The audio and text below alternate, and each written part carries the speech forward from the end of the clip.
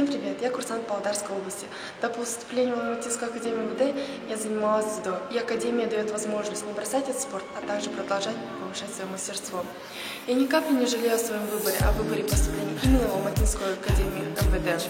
Здесь мы всячески развиваемся, творчески, так и в спорте. Пробки делают нас сильнее.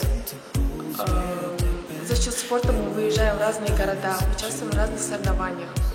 Я хочу пожелать поступающим поступать именно в Алматинскую академию МВД, потому что это будут самые лучшие 4 года вашей жизни.